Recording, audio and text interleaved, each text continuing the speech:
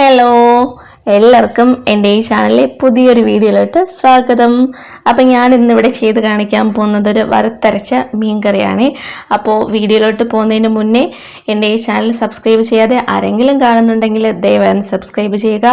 എൻ്റെ വീഡിയോസ് ഇഷ്ടപ്പെട്ടാൽ ലൈക്ക് ചെയ്യുക, നിങ്ങളുടെ ഫ്രണ്ട്സിന് ഷെയർ ചെയ്ത് കൊടുക്കുക. അപ്പം നമുക്ക് സമയം കളയാതെ എങ്ങനെയാണ് ഈ ഒരു മീൻകറി ഉണ്ടാക്കുന്നതെന്ന് നോക്കാം.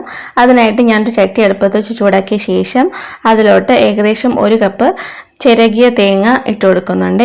അപ്പോൾ തേങ്ങ ഈ ചട്ടിയിലോട്ട് ഇടുന്നതിന് മുന്നേ തന്നെ ഒരു 1/2 ടീസ്പൂൺ ഉലുവ ഇട്ട് ആദ്യം ഒന്ന് ചൂടാക്കണം. ഞാനത് വിട്ടുപോയതാണ്. അപ്പം ഞാനൊരു 1/2 ടീസ്പൂൺ ഉലുവ ഒന്ന് ഇട്ട് ചൂടാക്കിയ ശേഷം ഈ തേങ്ങയൊന്ന് നമ്മൾ വറുത്തെടുക്കുവാണ്. നല്ല ഗോൾഡൻ കളർ ആവുന്നവരെയാണ് നമ്മൾ ഈ തേങ്ങയൊന്ന് വറുത്തെടുക്കേണ്ടത്. അപ്പോൾ ഉലുവപ്പൊടി നിങ്ങളുടെ കയ്യിലുണ്ടെങ്കിൽ പൊടികൾ ചേർക്കുന്ന ആ സമയത്ത് ഉലുവപ്പൊടി ചേർത്ത് കൊടുത്താൽ മതിയാവും. ഉലുവപ്പൊടി ഇല്ലെങ്കിൽ മാത്രം ഉലുവ ഈ ഒരു സമയത്ത് ഒന്ന് ചൂടാക്കിയ ശേഷം തേങ്ങയിട്ട് വറുത്തെടുത്താൽ മതി. അപ്പം ഞാൻ എന്താ തേങ്ങയൊക്കെ വറുത്ത് തുടങ്ങിയിട്ടുണ്ട്. അപ്പോൾ ഇതാ നമ്മുടെ തേങ്ങയൊക്കെ നല്ല ഗോൾഡൻ കളറിൽ വറുത്തെടുത്തിട്ടുണ്ട്. ഇത്രയും മതിയാവും. ഇനി ഇതിലോട്ട് നമ്മൾ പൊടികൾ ചേർത്ത് കൊടുക്കുകയാണ്. അപ്പം ഞാൻ 1/2 ടീസ്പൂൺ മഞ്ഞൾപ്പൊടി ചേർത്ത് കൊടുത്തിട്ടുണ്ട്. ഇനി ഒരു 2 ടീസ്പൂൺ മല്ലിപ്പൊടിയും 2.5 ടീസ്പൂൺ മുളക് പൊടിയും ചേർക്കുന്നുണ്ട്. കാശ്മീരി ചില്ലി ആണെങ്കിൽ നിങ്ങൾക്ക് കൂടുതൽ ചേർക്കാം. ഞാനിവിടെ എരിവുള്ള മുളക് പൊടി എടുക്കുന്നത് കൊണ്ടാണ് 2.5 ടീസ്പൂൺ മുളക് പൊടി എടുക്കുന്നത്. പിന്നെ നമ്മൾ കുരുമുളകും ചേർക്കുന്നുണ്ട്. അപ്പോൾ ആ ഒരു എരിവ് അഡ്ജസ്റ്റ് ചെയ്ത് വേണം മുളക് പൊടി എടുക്കാനായിട്ട്. പിന്നെ ഒരല്പം മാത്രം കുരുമുളകും കൂടെ ഞാൻ എടുത്തിട്ടുണ്ട്. ഇനി ഇതെല്ലാം കൂടി നന്നായിട്ടൊന്ന് വറുത്തെടുക്കാം. പൊടികൾ വറുക്കുമ്പോൾ പ്രത്യേകം ശ്രദ്ധിക്കുക, ലോ ഫ്ലെയിമിൽ വെച്ച് വേണം വറുത്തെടുക്കാൻ, അല്ലെങ്കിൽ പൊടി പെട്ടെന്ന് കരിഞ്ഞു പോകും. അപ്പോൾ നമ്മുടെ പൊടികളൊക്കെ നമ്മളിതവിടെ വറുത്തെടുത്തിട്ടുണ്ട്. ഇത്രയും മതിയാകും.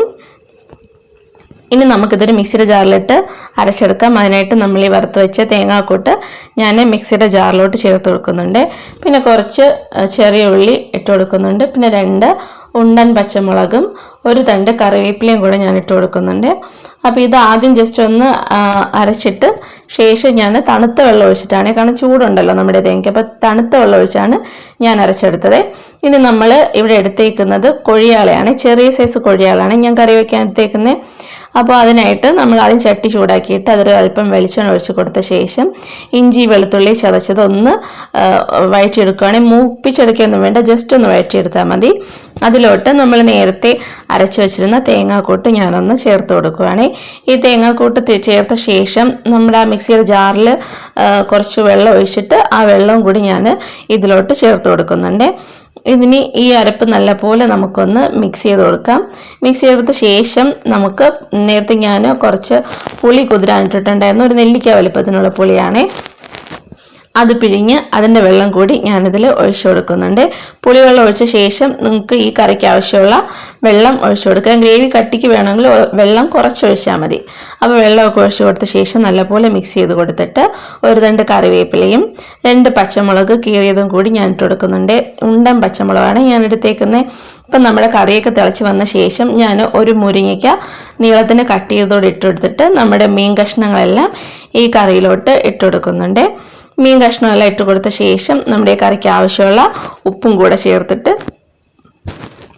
ഒന്ന് ഇളക്കി കൊടുക്കുന്നുണ്ട്. ഇത് ഇളക്കി കൊടുത്ത ശേഷം നമ്മുടെ കറി വറ്റി വരുന്നവരെ ഏകദേശം ഒരു 20 മിനിറ്റോളം എടുത്തു നമ്മുടെ കറി ഒന്ന് വറ്റി വരാൻ. ഇപ്പം നമ്മുടെ കറിയൊക്കെ വറ്റി ഒന്ന് വന്നിട്ടുണ്ട്. നിങ്ങൾക്ക് ഇതിലും കുറുകിയ ഗ്രേവിയാണ് വേണ്ടതെങ്കിൽ ഒരു 10 മിനിറ്റ് കൂടെ വെച്ച് കഴിഞ്ഞാൽ കുറച്ചും കൂടെ കട്ടിക്ക് നിങ്ങൾക്ക് ഗ്രേവി കിട്ടുന്നതാണ്.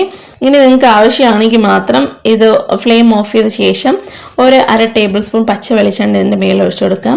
ഞാൻ തുടക്കത്തിലേ നമ്മൾ വെളിച്ചെണ്ണ ഒഴിച്ച് ചൂടാക്കിയിട്ടാണല്ലോ ഇഞ്ചി വെളുത്തുള്ളി ചൂടാക്കിയത്, അതുകൊണ്ട് ഞാനിനി എണ്ണ ഒഴിച്ചു കൊടുക്കുന്നില്ല. അപ്പോൾ നമ്മുടെ കറി ഇവിടെ റെഡി ആയിട്ടുണ്ട്.